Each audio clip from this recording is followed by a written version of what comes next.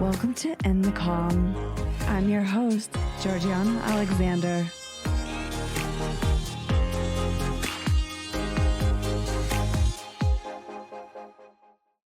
Hi, you guys. Welcome back to In the Calm. I'm so excited for this episode.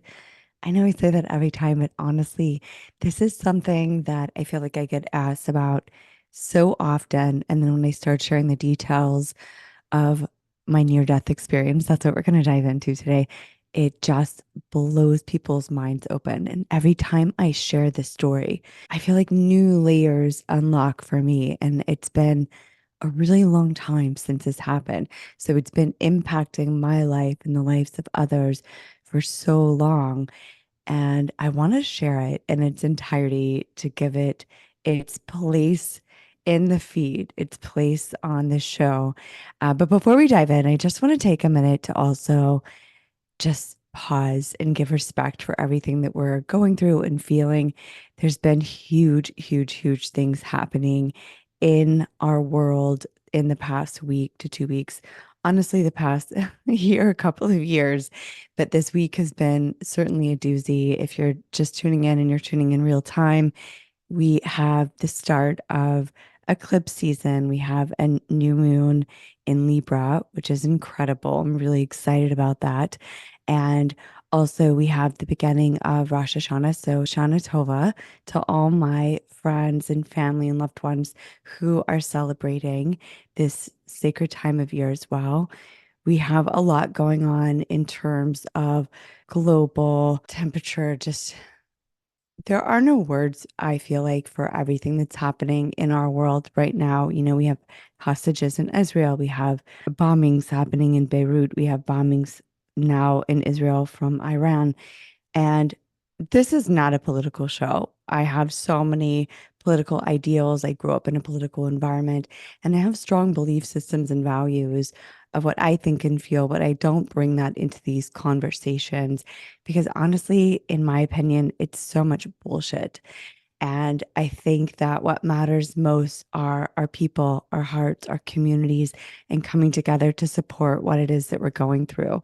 We just had the floods all through the Southeast, which I live in currently in Nashville and have grown up um, in much of the world, but have also, as a child, spent a lot of time in North Carolina and Florida and the territories that are just seeing incredible flooding and isolation and shutdown right now. So there's just so much shift. And I know that there's so many other things happening in so many other areas of the world that have been ongoing. I don't want to overlook that. I know it can feel deeply overwhelming to us in these times. Politically, there's so many narratives. You know, we have in the US our upcoming election season, and not surprised that it's a circus season again, but to be feeling all of this, to be going through all of this as very sensitive people, as empaths, as intuitives, it can feel overwhelming in ways that are hard to move forward in our lives. And as a person, I have gone through tremendous pain and challenges in my life. I without question know that there are people who have gone through even much darker days and nights. And so for each person out there listening, I just want to take a moment to pause and honor you and see you. I want to take a moment for us to just breathe together before connecting into this really empowering story. And what I hope it is that you take away from all of that, I just want you to take a moment to regulate, to check in with your breathing, check in with your emotions. I know my coping mechanism oftentimes is just to really push forward and move forward and keep going. But I have to also then pause and take inventory of the deep feelings, which in times when there's so much in all the world happening, it almost feels impossible to just take that in and take that on. So I invite you to not take that on, but to also honor your emotions and to honor the emotions of those around you that are going through their own experiences, not knowing where their friends or family are or their own views of what's happening in the world, just to take a moment to give recognition for your heart, your emotion, your feelings. So let's just deep breathe in together. Big inhale through the nose, wherever you are, eyes open or closed. It's up to you. But before we get into our episode, let's regulate.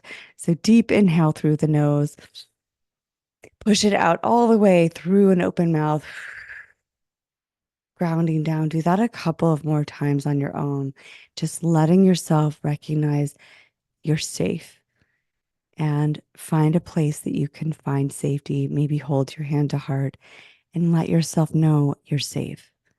You're safe to feel what it is you need to feel. You're safe to take a moment to check in with your emotions.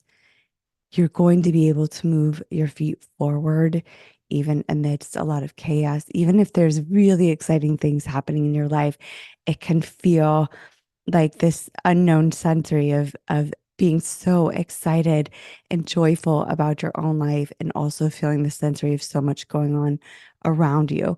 And so just acknowledging that all of that is okay and you're safe in your full experience of wherever it is that you are. Just taking a moment to set an intention for what it is that you want to open up for yourself in this episode. And maybe you don't know because we're about to dive into some really cool conversations, but just take a moment to give yourself permission to be explorative, to be open minded, open hearted, and to really connect in with your own empowerment and to connect in with that part of you that knows everything in this entire universe is working in favor of good and lightness. And we need to bring acknowledgement to that and we need to bring power to that and take our action steps forward from that place and from that dynamic rather than getting lost in all the narratives that are happening around us and the fear and the sadness, which are all very valuable to check into and to honor.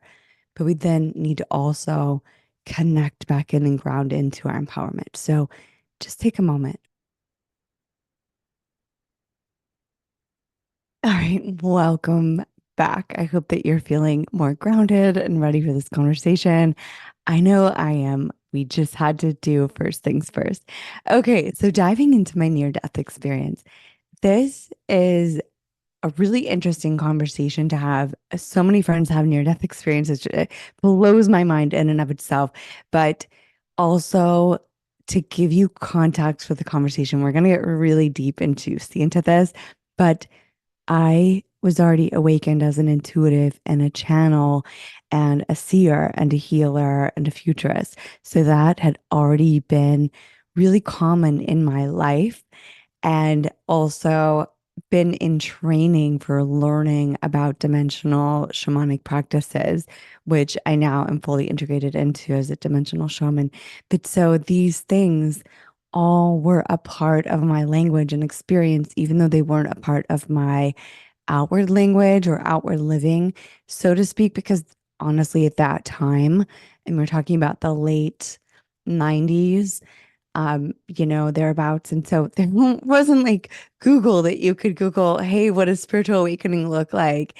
And there were some really incredible teachers, but there was a whole culture and a world that was really deeply not ready to have these conversations, at least the world that I lived in and grew up in at that time. So that's a little bit of the context of the story for you that I would say what's different and the things that we're going to talk about is I was already living in multiple dimensions and already having out of body experiences and astral travel and had experiences, with premonitions, like knowing things ahead of time as a futurist, channeling information, seeing people's passed on relatives or seeing, aliens and demons and whatnot. Like the whole gamut of things were already occurring in my life. And it wasn't in some cases I was talking about those things. There's just so many stories to share. You guys let me know what specifically you want to hear in that category, and I will share that. And we are also going to get into business up leveling and conversations like that as well, and also some incredible guests. So with that, let's get into this near death conversation. As I said, this was the late 90s.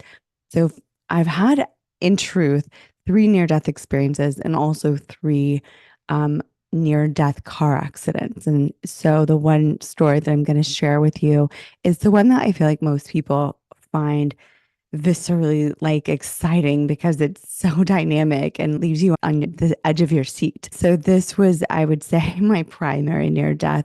There were a couple of others that you're just sort of like, holy shit, I'm not going to die like this, right? And then you have to make the decision to stay.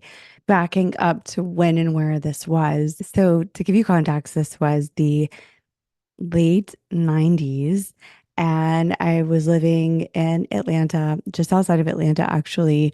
And I was a senior in high school, about to graduate. And I got offered the opportunity to go on a hiking trip into the mountains with a group of friends. And there were a couple of different cars going in. It was like the whole thing, like pack up your packs, hike in for several miles, set up your camp, which you guys, I'm a pretty girly girl. I love nature. I love being outdoors and grew up very athletic, but I grew up camping in like campers and campsites, not like off trail, that type of thing where you hike in. So this was definitely outside of my comfort zone. And I faced it. I went with it. I really wanted to go. I still love pushing that comfort zone and getting out off grid and things like that. I don't do it all the time. I'm not that person. I wish I would do more of, but that's a side note. Anyway, so I did the thing. I packed up the pack. I hiked in with my friends. We were hiking in, setting up camp in the North Georgia mountains in the Appalachian Trail region next to some waterfalls and had a really incredible trip and time hiking, getting to just spend time in nature. And I felt so alivened in that experience. I mean, I was definitely, nervous and had some sense of unsettled feelings, but I couldn't quite place what it was. And at that time, I had had one really extreme car accident where I'd listened to my gut instinct in the moment. And I'd always had my angels and spirit guides around me giving messages. A lot of times I didn't listen to them. Luckily, I had the year before. I'll share a little bit about that experience too. But so in this case, I just kind of felt a little bit of a nagging feeling leaving, but I was way to the back of my gut and my mind. It wasn't something really loud and to the forefront of everything. And so we packed up the cars. Like several people had to leave early. So there were actually two cars only leaving. And one car, had a driver and all the gear and packs and everything. And then I was in a Jeep riding with my boyfriend at the time, and three of our friends were in the back. And then I was in the passenger seat of this Jeep driving out of the mountain. So we were driving down the mountain. The sun was shining in. It was so beautiful. I was just soaking in all of the goodness of this experience. And it was just a gorgeous day. And it felt like one of those moments that are core memories. Now I understand why it felt like a core memory. But at the time, I was just soaking it in because just being in nature with the windows down in this Jeep and the music blaring and with great friends and in a trust place with myself. And suddenly, as we're going down the mountain at a pretty fast pace, I would say like really fast, to be honest, I was starting to get more and more unsettled. And then suddenly, I hear this really loud booming voice in my ear. One of my predominant angel guides that's always with me, I've known, said very, very loudly, "Tell him to slow down." And I'm arguing back in my head, like, no way, I'm not going to tell this guy to slow down. Like, to be honest, this was a high school, guy, kind of known for being a bit egotistical. Sorry if you hear this, but it's true. Not always the easiest to say things to in that regard. So, I was not about to open up that box of dialogue. And I knew it would embarrass him in front of all of his friends. And I was like, no, I'm arguing back with my angel. No, I'm not going to say that to him. And so we're kind of riding along, and I'm getting a little bit more unsettled from that moment into the next. And I suddenly get this shove behind my shoulder as if someone's behind me shoving me forward in my seat. And again, and no one did that physically, but my angels shoved me forward in the seat and yelled out again, "Tell him to slow down the car now." So I opened my mouth to say, "Slow down." And as I opened my mouth, the tire hits this patch of gravel on the mountain road going down. And to give you kind of context of the way the scene looks, there's mountain facing. So we're coming off the mountain. So the mountain facing is to the right. It's just like solid stone mountain top, right next to us. And then off the other side of this road, and it's pretty narrow because it's a mountain top road. It's not like paved or anything. These are dirt roads, gravel roads. We're in at the base of the Appalachian Mountain Trail. And so there's really steep, sharp inclines off the other side of this mountain as you're going up and down with it. So we hit the patch of gravel and the car starts fishtailing, sliding into the face of the mountain to my right side. And it would be a sudden death impact. It was so fast and it was moving so quickly. Thank God the driver compensates the wheel and starts to turn the wheel. And I think to myself, oh my God, thank you, God. Like we're gonna be okay. This is gonna be all right. And then it starts sliding us in the opposite direction. So the wheel is still on that gravel, I guess, spin out. There's a skid and it's overcompensating us and taking us off the edge of a cliff. So here we are, like in that split moment, you go from the option of immediate impact to thinking you're okay to then seeing your vehicle, the vehicle, like I'm in the front row passenger seat of heading off the edge of this cliff and getting airborne off the side of a mountain cliff. And to continue the visual so you can follow along, that incline was about 45-degree angle. And it was super, super like direct, pointed down, a very sharp incline down. And then at some point down, there's like a complete drop off into a ravine. And also, there had been tornadoes that had just come through this whole area. So there were these huge trees sticking up in all directions, like shards of toothpicks that were just broken in two. And so here's our Jeep going off the edge of this mountain, and we're starting to flip forward. And it's a soft top Jeep. We're driving down, we're flipping, and we end up flipping 6 times front over end.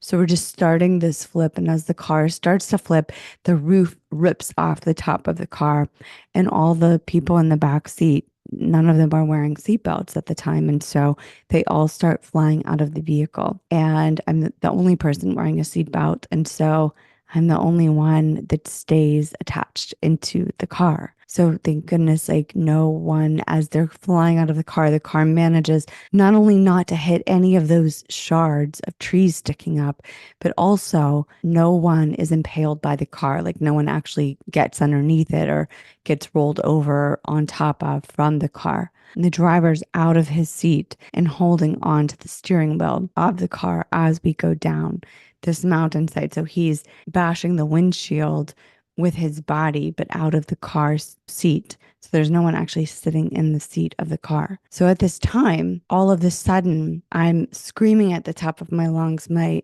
nervous system is going haywire. Obviously, I'm seeing everything in very fast motion and also very, very, very, very slow motion. And I see my angels around me because again, I've already been, well versed in the unseen world and seeing energy flows and seeing all of that. That part wasn't as abnormal for me. So I'm watching my angels surround me in a bubble.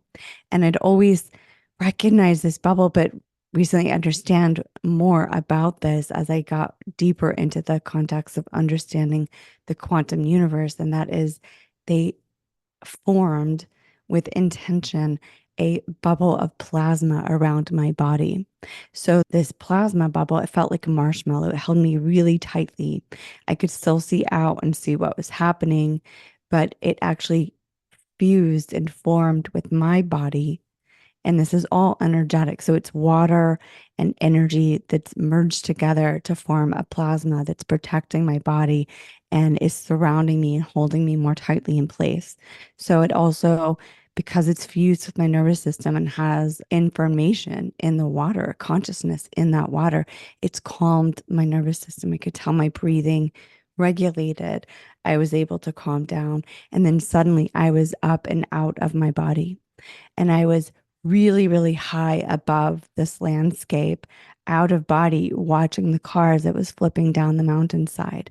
And I was there standing shoulder to shoulder, like floating, hovering above this scene, really high above in the sky, with two of my angel guides, one of the ones that had told me, tell him to slow down.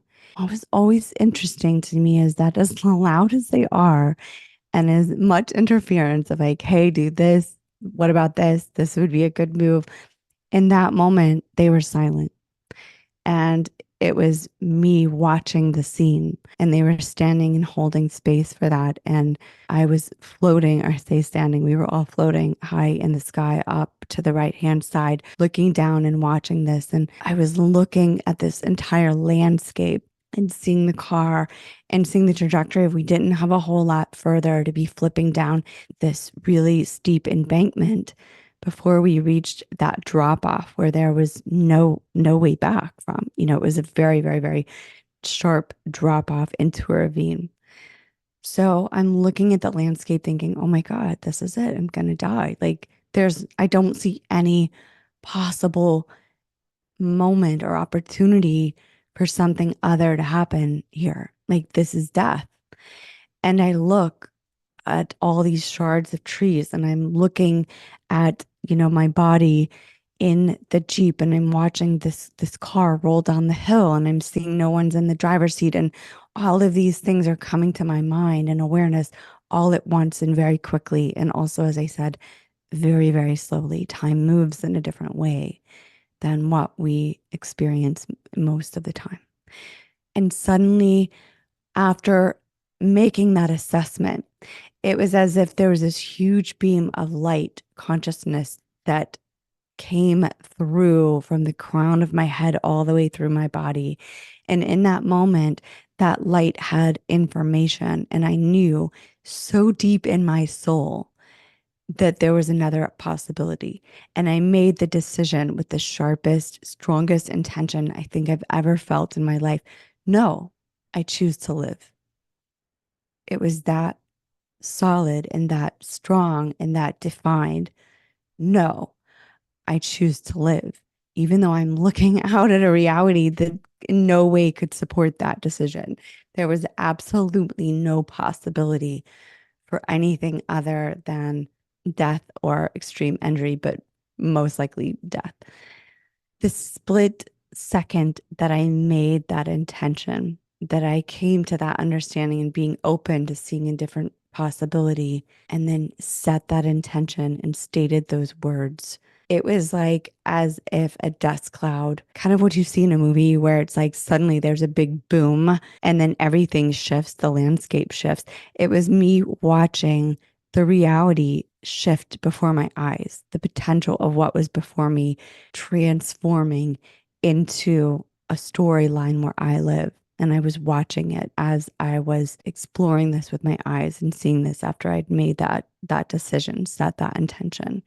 Suddenly, in that split second from stating those words, the car stopped upright. The split second that I set that intention, that I said those words, no, I choose to live. And you guys, the car stopped upright for zero reason. There was nobody at the brakes of that car. There was nothing that stopped that car. And the tire was partially over the ledge where it was about to go over the edge to a ravine. Nothing stopped that car except for that decision changed and the reality changed and everything shifted. And the split second that that decision was made, I very quickly jumped back into my body. And as soon as the car stopped, I unbuckled my seatbelt. The plasma bubble like dissipated back into my body. I unbuckled my seatbelt, got out of the car, and started walking up the side of the mountain, collecting people and wrapping people's injuries. And to let you know, yes, everyone was okay. Everyone was safe. It was unreal because everyone who saw the situation, the car, the vehicle, everyone from police officers to the paramedics that came, and it took them a while to get to us. because we were so deep in this mountain range. Everyone said there's absolutely no possibility that you guys lived. Like there's no chance with what happened. And so we can all just take a breath because everything was fine. So we all lived, everyone was fine. But just going back, there's a couple of things that I want to really pinpoint on in this storytelling that is so significant, that's really rippled in my life in ways that at that moment I could not even begin to comprehend the depths of what had happened. I was communicative about it, not to everyone. Obviously, there were a lot of pieces, especially on the energetic side, that I definitely did not talk about for a long time. But I did talk about that with my mom, with later close friends and people that I trusted, people that understood all of that world. I talked about the bubble and the protection and the decision, the intention and the impact of that. And so I just want to talk about how not only did the plasma of the universe around me form, right? Like my intention was safety. I had my angelic team with me, my protectors, my spirit guides with me, protecting me. I was being guided and held and protected even from before our car took flight. And I think that that is just, for me, it really represents so many other times in my life where it seemed impossible that things could work out in a positive direction. And then you feel this whoosh of an entire universe supporting you. And it's really easy, especially in moments like what we're dealing with so many different factors changing in our lives and in our world and in our communities and families that are scary. Everything that we've known and been attached to in a lot of ways is coming apart. And it can feel so overwhelming and traumatizing.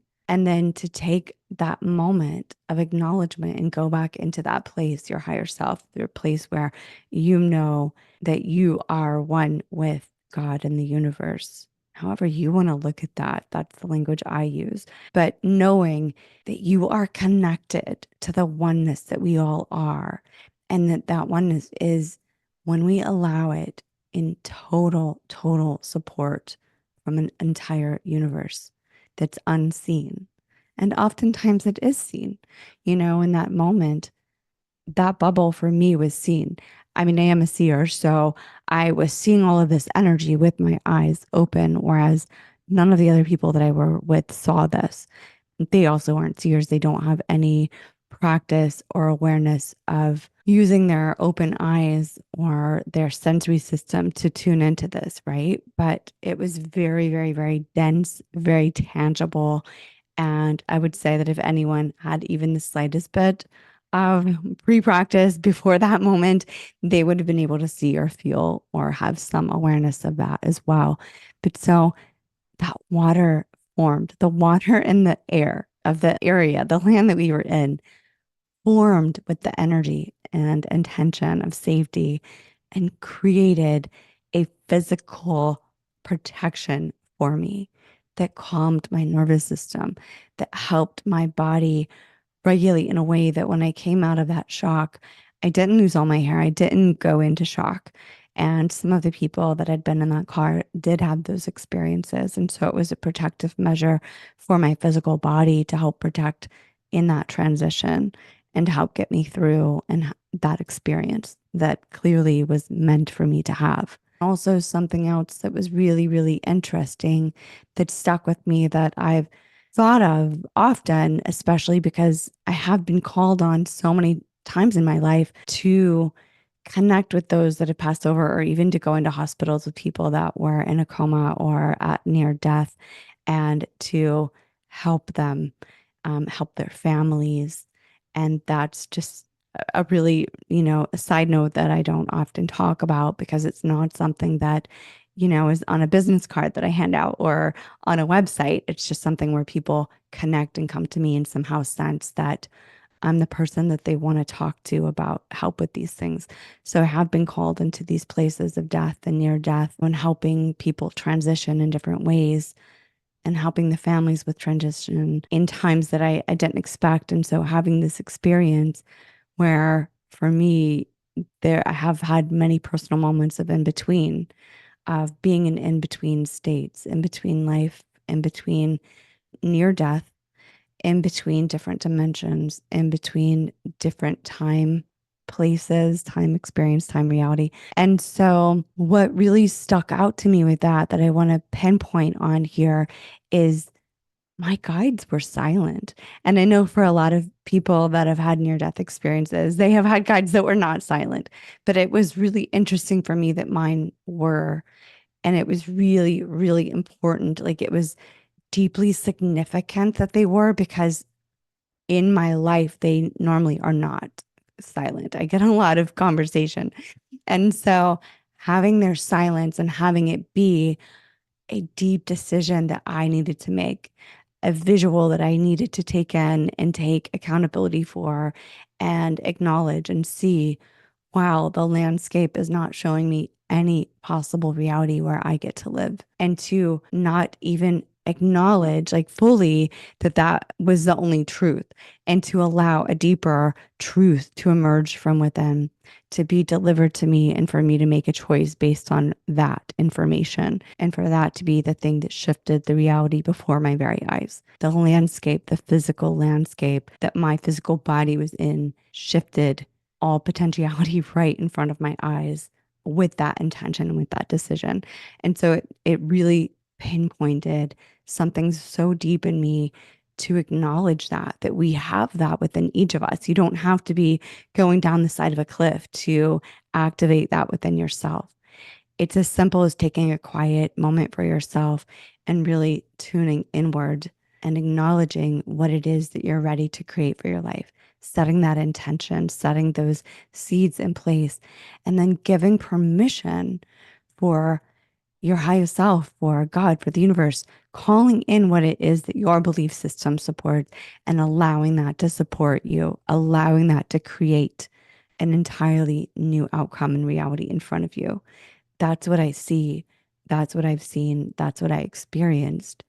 And it never fails to inspire. It never fails to absolutely blow my mind when I see that tangibly happening.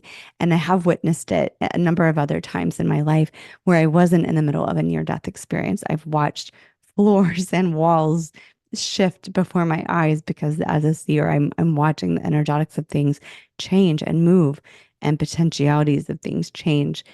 And, being in a room where you look around and realize, okay, no one else is seeing this, and knowing that somehow it's okay and it's normal and that's good. It's a really interesting way of experiencing the world. So I hope for your sake that you don't have to go to any type of extreme, like going down the side of a mountain or having a near death experience. And I hope instead that you can listen to this story and feel, in my experience, the seeds of potential that are accessible for you in your life, the seeds of the power of our intentions, the seeds of your empowerment, that you get to choose at each moment in your life what you take action forward into, even when it feels like that's not even a possibility, even when you're really, really plugged into a 3D reality where you're just going through these motions, putting that on pause, because the 3D world can be really incredible and it can also be devastatingly heartbreaking. And we're in a mix of that right now, where we're living in both places in that duality. And that's also a part of what many of our souls are here for, are yearning for, is that duality, is getting to live in both of these places so that we can grow and expand and step fully into our empowerment, into our leadership, into our visibility, into our truths, into our passions, and live that out.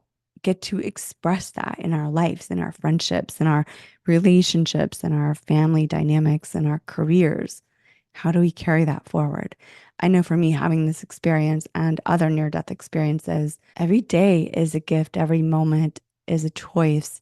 Even the relationships that I've had, whether that's friendship or romantic partnerships, I feel like I see them through a very, very different lens, where even the ones that are the hardest, the worst, that hurt the most, that we go through, there's like this little light in me, this little ping of a reminder that pops in and is like, wait a second, remember, this is actually incredibly cool.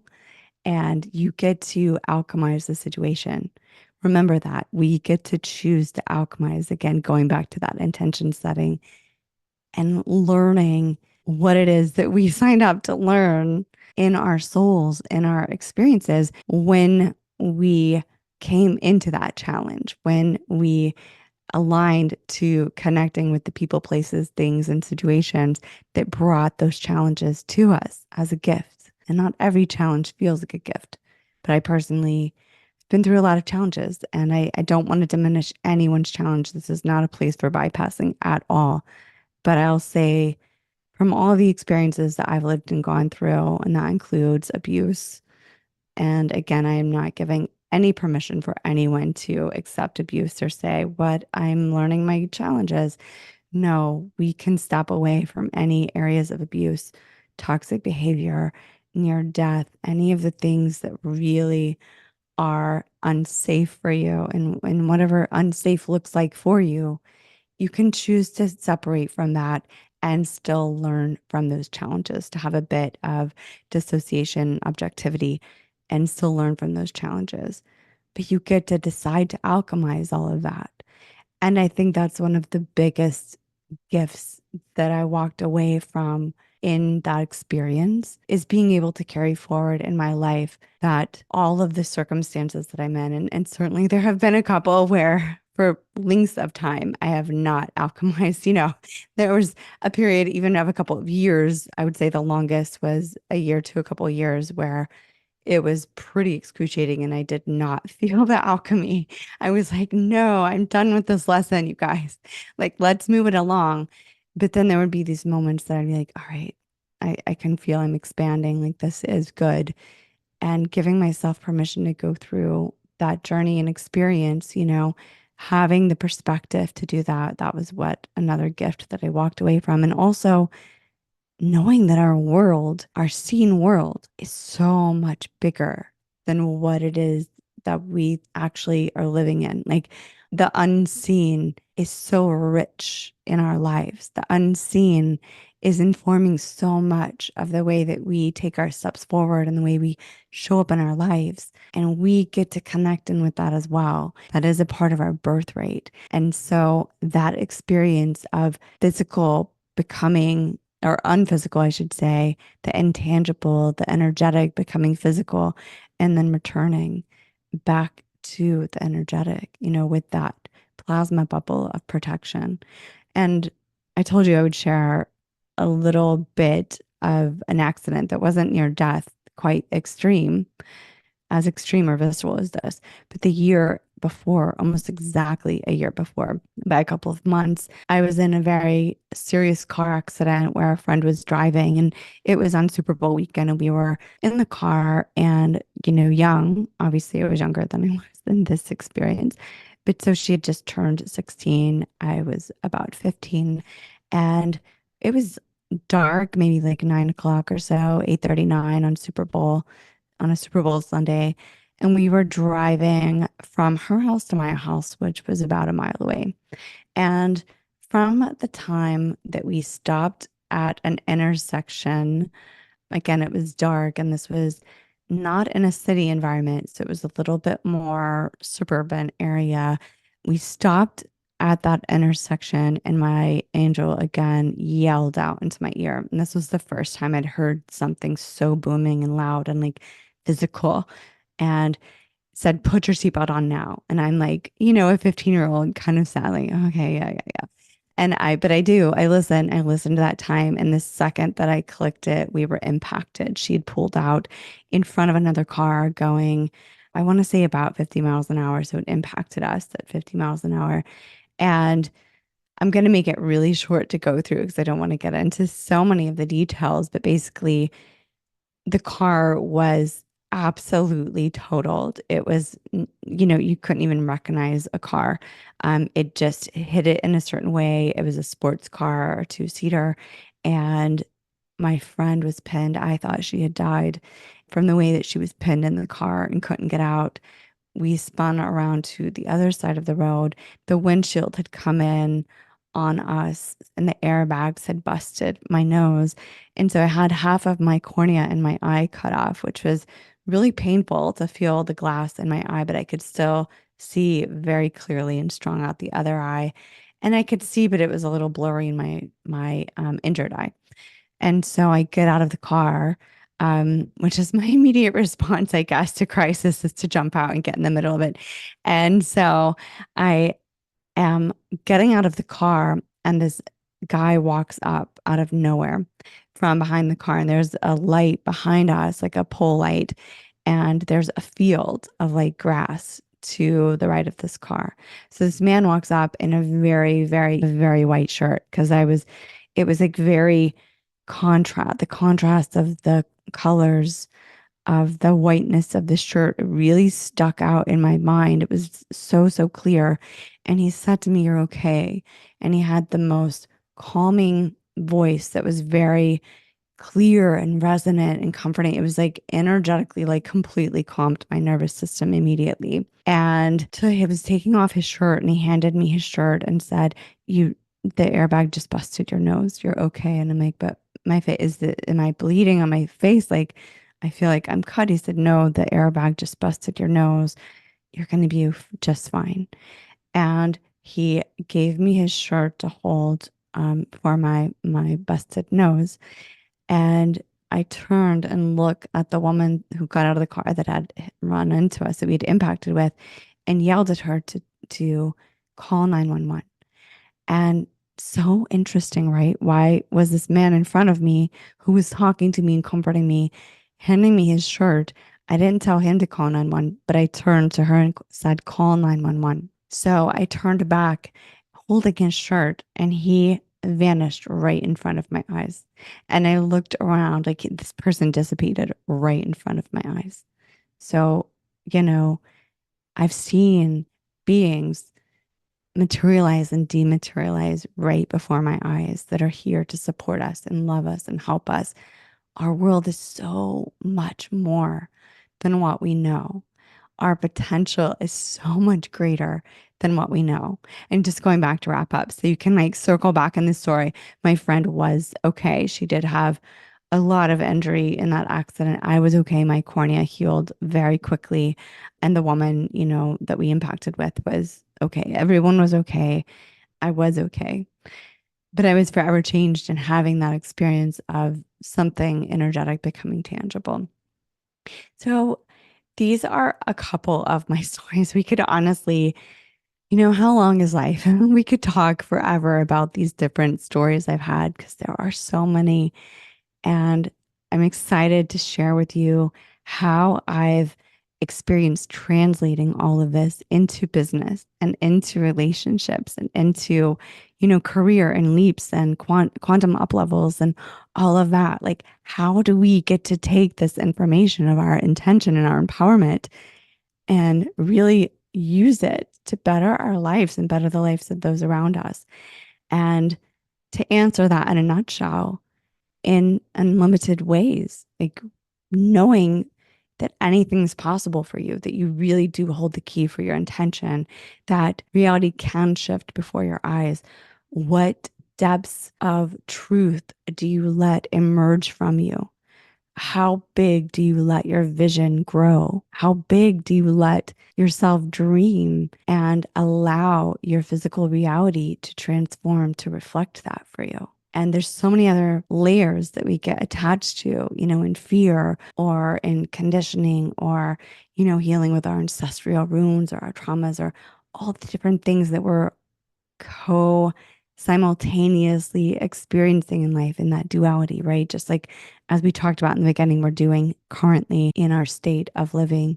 But how much more can we live in freedom and in truth of our divine being by remembering these points for ourselves, by applying them in our lives? And it's as simple as just as we checked in and with our regulation and our breath in the beginning, taking some moments, even if it's just, while you're going to pee, for all my moms out there, like if you can even pee by yourselves, take a moment just for yourself where you can deep breathe, connect in, and remember who the fuck you are, right? Remember who the fuck you are. Remember what you're capable of, and remember how unbelievably good this life gets to be. And even when it's hard, tuning into the parts of that hard where you get to recognize and look through the lens and the perspective of, whoa, my soul is really excited about this. Wow, I really wanted this experience because it's busting me open and pushing me into leadership and expansion and empowerment in ways that I probably would have been a little too comfortable or, afraid to had I not had this experience. And then also questioning what are ways that you're making it hard for yourself just because you are still too afraid to acknowledge that power and that vision and that truth within yourself. And knowing that you get to ultimately be the factor that decides what next emerges, right? You get to set those intentions. You get to state that truth. So just wrapping up for this week, I hope you guys enjoyed this story. I know that I've shared parts of the story before, but never quite as much with the energetic side. And honestly, we could probably slow this whole story down and I could pinpoint so much more and we could deep dive and just jump into this rabbit hole of energetics and quantum energy in the way that, like, even talking about the plasma and the consciousness of the water around us. And my friend Veda Austin has some really incredible, juicy information out there about that. But so that's a whole other conversation that we can get into. Make sure you reach out and let me know. I want to hear your experiences because what I've realized is we attract in one another, obviously. So many of my friends and people in my life have had incredible near-death experiences as well, and multiple near-death experiences. And I feel so fortunate to get to hear their stories and for us to all be living out our visions of life, in present time. So if you've had experiences, share them, DM me, let me know. And also, I want to know what's inspired you in this conversation. What steps are you taking moving forward in your life that you're like, yeah, I'm jumping into this, I'm making that decision? Or what really resonated for you that you had other questions on that you want to dive deeper into? Do you want to talk more about how to apply energetics into a career or business shifts or breaking through trauma and shadow healing? What do you want to dive into? Let me know. Thank you guys so much for being here. I'm so happy to have this conversation and this story here in a special place in the feed, in the podcast. And, I can't wait to hear your stories. I hope you have an amazing week. Don't forget to regulate. I know I'm reminding myself of that as well. I'm going to go do some more yoga and chill the F out because sometimes you need to, right? So take care of yourself. Give your loved ones an extra hug. And I hope that you're finding ways to celebrate all the joys and good in your life, even in a world of duality. So much love to you. I will see you guys next week.